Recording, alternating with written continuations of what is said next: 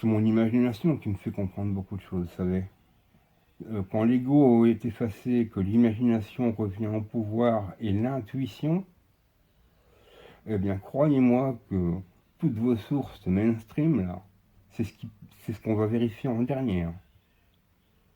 Quand vous raisonnerez de cette manière-là, en partant de vous, d'une théorie, et en vérifiant si cette théorie est possible et en allant chercher les éléments pour le prouver ou le contraire, vous prouvez à vous-même que c'est pas possible, eh bien là, vous aurez fait un grand pas quand vous aurez compris cette façon de fonctionner, parce que vous vous faites tout savoir, hein. Que vous alliez sur un mainstream aux États-Unis ou ailleurs, vous êtes toujours de toute façon dans le mainstream, dans un système binaire qui va vous proposer une vision des choses ou une autre qui en est la plupart du temps l'opposé.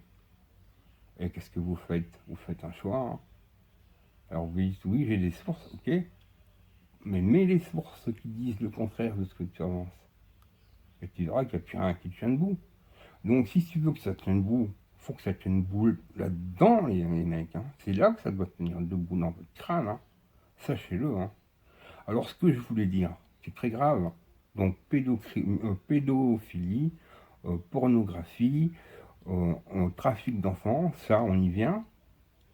Il y a eu la vidéo que j'ai mis, il parle qu'il y a eu donc les dossiers qui étaient numérotés, il y a eu des personnes condamnées euh, pour ces faits, dont le fameux Anthony Weiner, dans le portable duquel on a retrouvé les snuffs d'Hilary, la charmante Hillary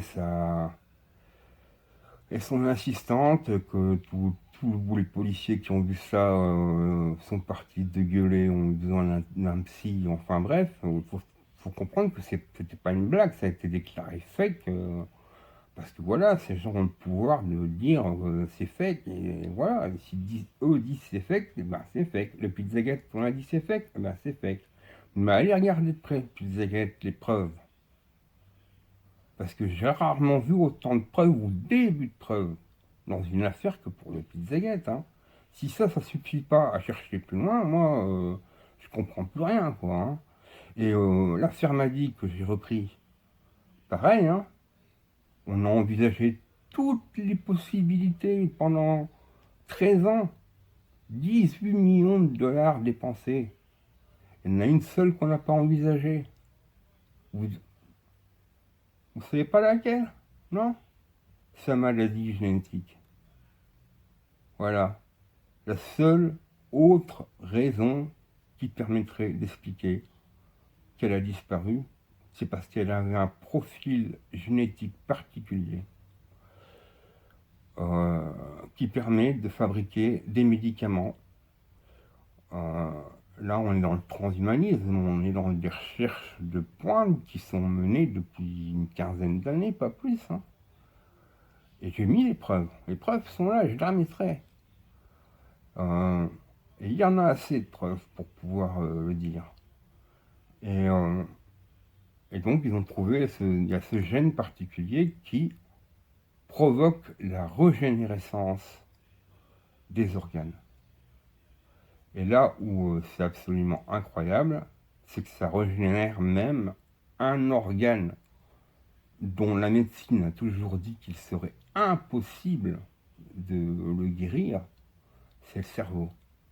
Parce que le cerveau a un certain nombre de neurones qui, euh, qui est défini à la fin de la croissance, puis le neurone meurt petit à petit, plus ou moins vite selon les personnes. Certains font des Alzheimer ou autres, mais les neurones ne se reproduisent plus jamais après la croissance. Ce sont des cellules qui jusqu'à présent ne faisaient que euh, perdre, perdre leur utilité. Or maintenant, on est capable de régénérer les cerveaux, les gars. Et quand on vous dit qu'Epstein, son business principal, c'est proxénète pour gamines de 13-14 ans. C'est des grosses conneries. Hein. Regardez un peu avec qui traînait Epstein aussi. Hein. Bill Gates, il a côtoyé énormément de scientifiques qui travaillent dans le transhumanisme et dans l'eugénisme. Il est clair qu'Epstein trempait là-dedans, mais grave.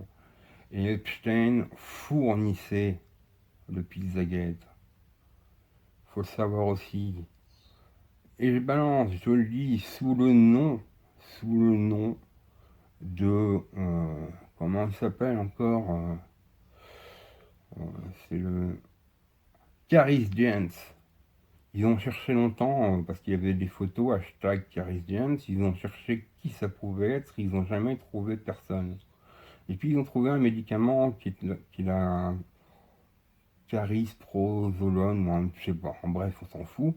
Et ils en ont déduit que ça devait être le nom du médicament, mais en même temps, ça n'avait aucun sens, hashtag. Pourquoi mettre le nom d'un médicament Le gosse a besoin de son médicament pour planer? Non, ça n'a aucun sens.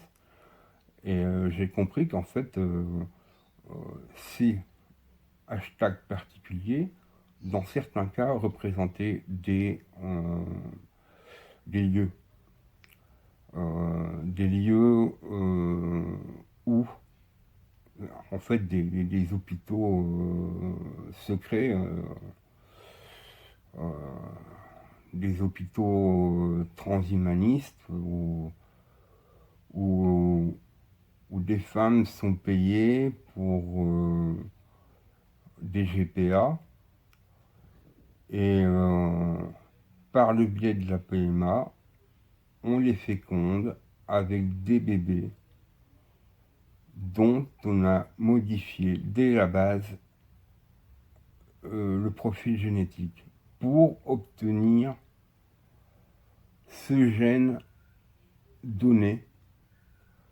C'est le gène PAX2. Faites des recherches, vous verrez. Et ce gène n'existe que dans le cadre de cette... on appelle ça comment encore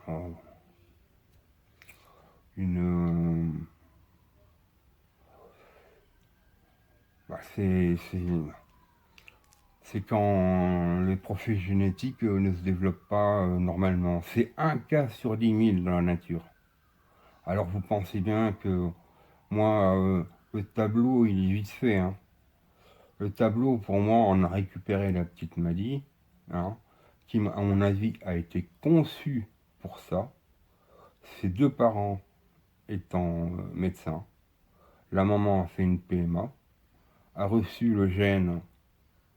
Moi, je pense savoir de qui, mais comme j'en suis pas sûr, je ne vais pas le dire. Vous verrez vous-même dans les prochains documents que je publierai. C'est à vous de voir. Ça, je n'ai pas envie d'insister là-dessus. Mais si c'est ça, c'est encore plus grave qu'on ne le pense. Si c'est bien cette personne qui a fourni les gènes, c'est encore plus grave. Donc cette petite fille a été conçue pour ça, pour servir, pour qu'on récupère ses gènes après l'âge de 3 ans, parce que 3 ans, 3-4 ans, c'est l'âge où, on peut récolter, j'ai envie de dire, où les gènes sont parfaitement aboutis, c'est le moment de la récolte. Alors, les gènes ont été récoltés et on continue à fabriquer des bébés modifiés génétiquement avec ce gène qu'on met dans les ventres de mamans porteuses qui les mettent au monde, et ces enfants ne servent qu'à faire du trafic de gènes et à la production de médicaments réservés à certaines élites. Voilà. J'avais prévu d'en dire plus,